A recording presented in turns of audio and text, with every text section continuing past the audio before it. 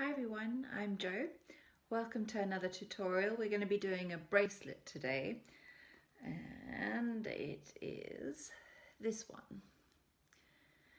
So it's a little bit of a lesson in right angle weave because we start right through the center of the design with that lovely metallic chocolate color, and that's all stitched in right angle weave before we put in the lovely Picasso blues on either side. So having a quick look at our materials, I've got 2 lots of 11s and 1 lot of 15s. I so rarely use 15s and I have loads of tubes of 15s, so I wanted to bring them into the pattern too.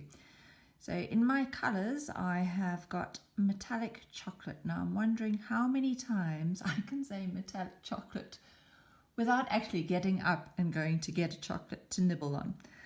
Then this is one of my all-time favourites. It's a Seafoam green matte Picasso.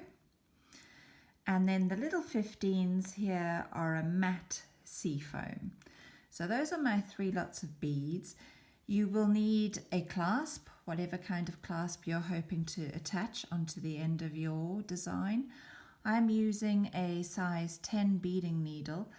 And shock horror, I'm using a different thread today. So today I'm using Wildfire and I'm using the green. It's such a lovely color to use because it just disappears and you don't see it in your beadwork.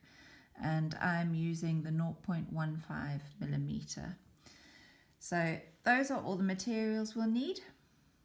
And we'll get going. I'm going to do just a little section for you because it's repeated the whole way through.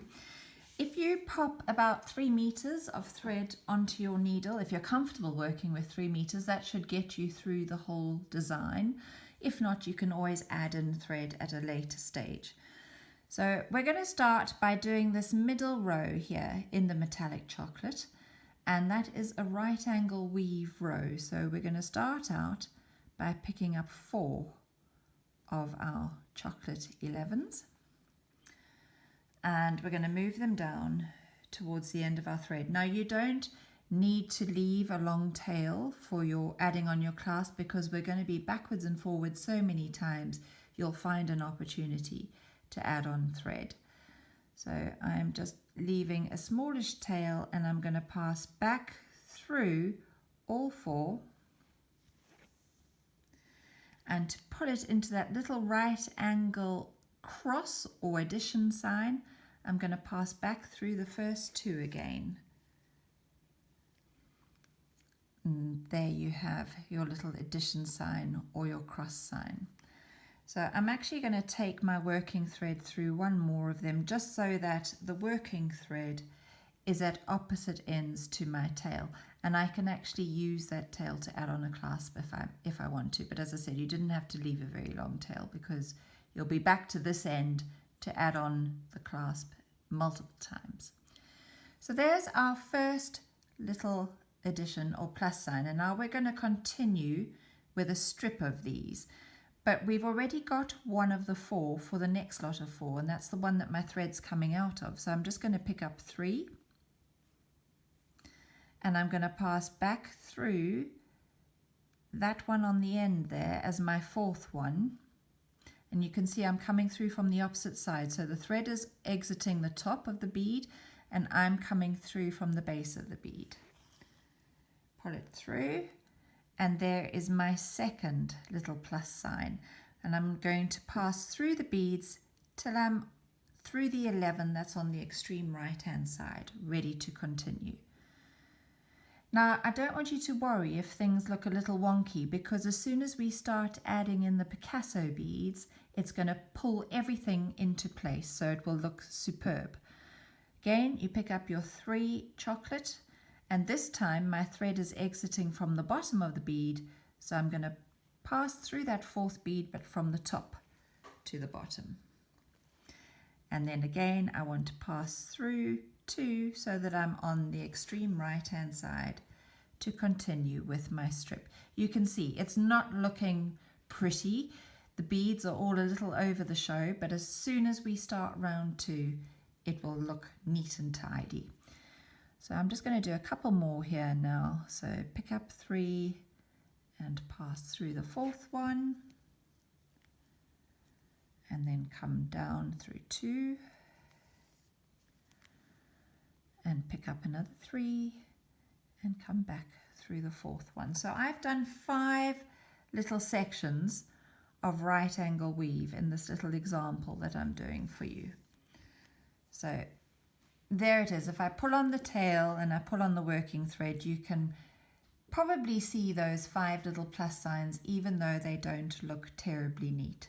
So that is round 1, and you would do that the entire length that you require for your bracelet. Before we go on to round 2, I have a little tip for you. So we're doing this central line here of right angle weave, and I normally bead my beadwork to be 6 inches, so between my fingers 6 inches, and when I add on the clasp, that gives me that little bit of extra leeway so that it's not skin tight on my wrists. So quite often when you're adding on a clasp, you can add a whole extra inch to your beadwork.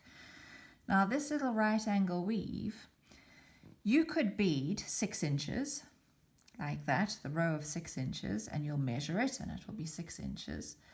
But something happens when we start adding in the Picasso, and it's almost like your strip of right angle weave goes through the tumble dryer because it shrinks.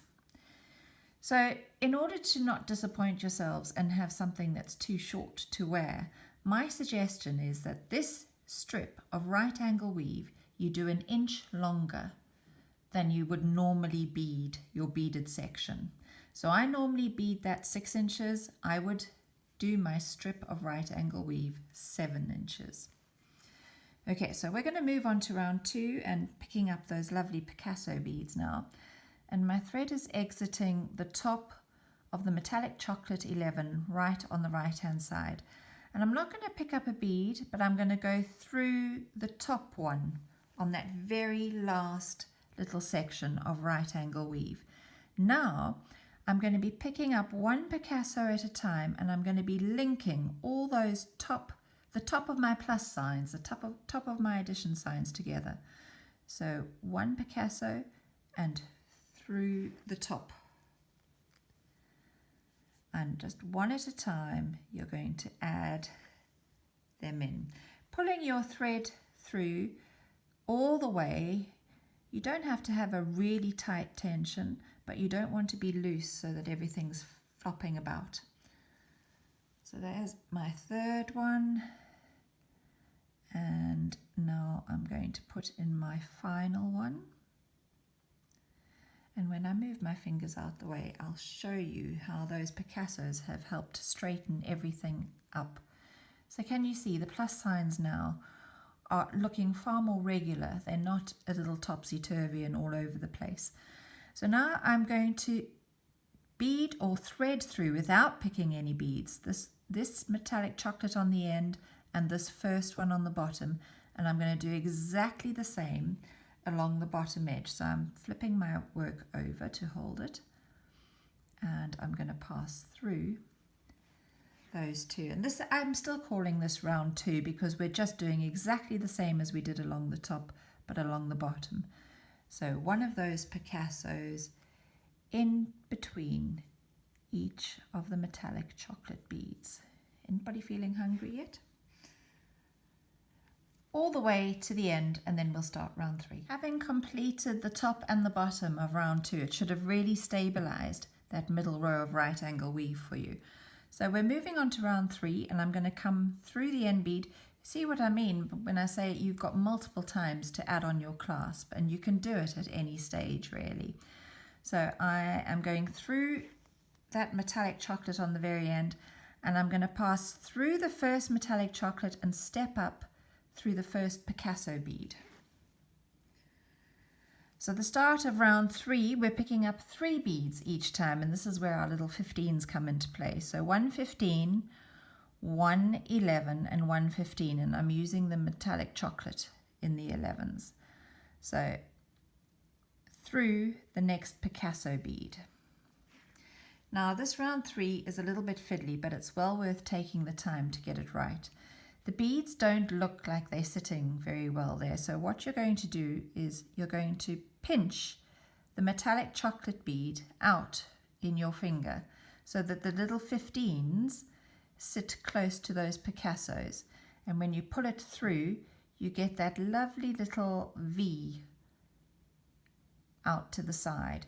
Now, if we did that the whole way down, we would land up getting a bumpy beadwork because it's too many beads to fit in between each of the picassos. So that's what you do every alternate space between your picassos. And between the others, you're just going to pick up 111 in the Picasso color and go through the next Picasso. Now I'm back to doing my 3, so it's a 15, an 11 and a 15, and I'm going to pop through the next Picasso bead. And again, I want to get that neat little V that I had with the first one, so I'm going to pinch out the metallic chocolate bead, let those beautiful Seafoam sit alongside the Picassos, and pull your thread through so that you've got that nice little V again. We're going to do exactly the same for the other side of round 3. So you pass through this metallic chocolate at the top, or on the end, I should say. And you're going to pass through the first metallic chocolate and step up through the first Picasso. And you're going to do exactly the same on the other side. So where you've added 3, you're going to add 3 between the 2 Picassos here. And where you've only added 1, you'll add 1 on the other side. So I'm going to do the end of round 3 and I'll come back. You might notice that while you're doing this round 3, that your work does start to curl a little.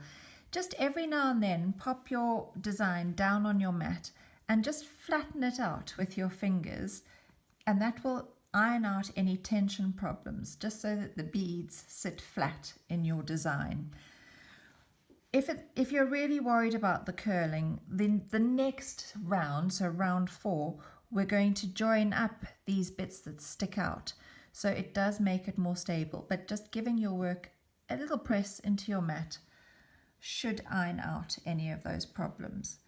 Right, so at this stage here, I'm just going to come through my bead that's on the end. That metallic chocolate bead is getting a lot of thread passed through it. I'm going to come through the first metallic chocolate on the top, and I'm now going to pass up through these first 3 beads. So through the 11, through the 15, and I'm going to pass through the metallic chocolate that forms the little tip on the end there. I got my thread stuck around the bead. There we go. Now we're going to link from this pointed metallic chocolate to the Picasso that sits in between 2 of the chocolates and back up to the chocolate again. And we're going to do that with the Picasso 11s. So you're just going to pick up 1 at a time, 111 in Picasso, and you go through the next Picasso. Pick up 1 more and you come through the next chocolate. And so you would continue the whole way down. 1 Picasso through the Picasso, 1 Picasso up through the chocolate. And you get this lovely edge which stabilizes those points that were sticking out. And you're going to come back down through your beads to that point, to the metallic chocolate that's right on the end. And at this stage now, because we've only got 1 more row to go, so this was round 4, beading back from the right to the left. So this is the last time that you're going to be at this end, and that's when I would suggest you add on 1 part of your clasp. So if I bring this in just so that you can see, because it was really simple how I did it. If I pop that there. So there's the little metallic chocolate 11 that's sticking out. Here it is on the finished piece. I literally picked up 2 more of the chocolates, went through the loop of my clasp, and came back through this first chocolate one closest to my clasp. I then picked up 1 more and came back through this one that forms the point here. And then you can end, well, you're not going to end off your thread because you're going to be coming back using the same thread to complete round 4. So both sides I did exactly the same. Just out of that point, the metallic chocolate that forms a little point either end, pick up 2 through your clasp, back through the one that's closest to your clasp, pick up 1 more 11, and back through the one that made the little point in your design. So we're going to pretend that I've added my clasp and I'm now coming the other way to complete round 4 along the base of my design, but I have turned my work over, as you can see. So I'm exiting the chocolate, and this is the round where we pick up only one of the picassos and we link the space up between the chocolates by going through that middle picasso. So 111 through the Picasso in the middle, and 111 and up through the chocolate. Sorry, I bashed the camera there. Up through the chocolate on the other side. And so you would continue all the way along just by picking up one of your Picassos, going through the Picasso in the middle, picking up another Picasso and up through the chocolate on the other side. And when you get to the other side, as I mentioned, you can add in the other part of your clasp. So this is a simple design with a bit of a lesson in right angle weave. I have to admit to having used some of my favorite colors, and it's a really nice bracelet. It sits nicely on your wrist and it's simple. It's not big and chunky. It's quite dainty and narrow, and I hope you enjoy making it. So I'll be uploading more tutorials to YouTube fairly soon. If you don't want to miss out, you can hit that little alarm bell, which is the subscribe button. And as I always say, subscribe is the wrong word because a subscription you pay for, but these are free on YouTube. So you just by hitting that little alarm bell, it doesn't cost you anything, but it means that the next time I load up a new tutorial for you, you won't miss it because you'll get a little notification saying that there's something new to look at. Thank you so much for your time and for watching. Hope you've enjoyed it. Bye.